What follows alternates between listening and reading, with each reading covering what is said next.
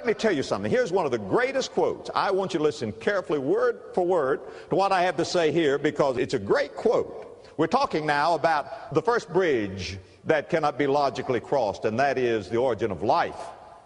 And here's what Dr. George Wald, W-A-L-D, had to say. Now, who was George Wald? Well, he was professor emeritus of biology at Harvard University. Well, you don't get to be professor emeritus at Harvard just by flunking out.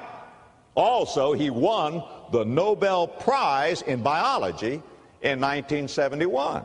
So I would say he is a notable scientist. Now, he wrote something in Scientific America that I want you to listen to. He's dealing now with the origin of life. He's dealing with the question, from whence comes life? Listen, don't miss this. He says, there are only two possibilities as to how life arose. One is spontaneous generation arising to evolution. The other is a supernatural creative act of God. There is no third possibility. I think we'd all say, you're tracking good, doctor. That's fine. And then he says, spontaneous generation, that life arose from non-living matter, was scientifically disproved 120 years ago by Louis Pasteur and others. He says that's a scientific impossibility. We've known that for 120 years.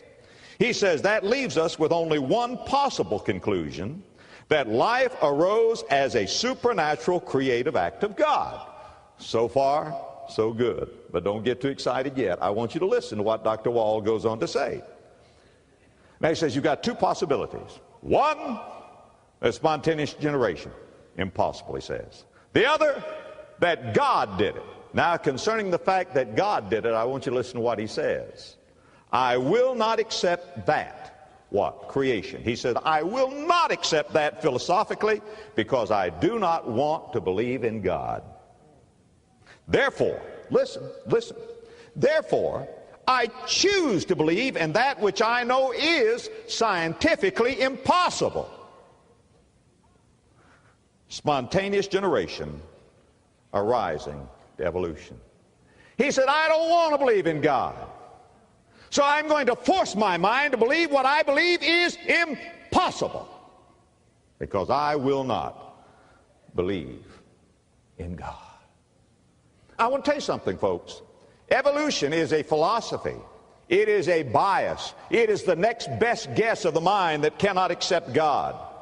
Even an evolutionist, Sir Arthur Keith, confessed the only alternative to some form of evolution is special creation, which is unthinkable. He says, that's the only alternative. That's unthinkable. D.M.S. Watson, a scientist, displayed his prejudice when he wrote, evolution is a theory universally accepted not because it can be proved by logical, coherent evidence to be true, but because the only alternative, special creation, is clearly incredible. He said, I believe in evolution not because I can prove it. No, I just cannot believe there's a God who did it all.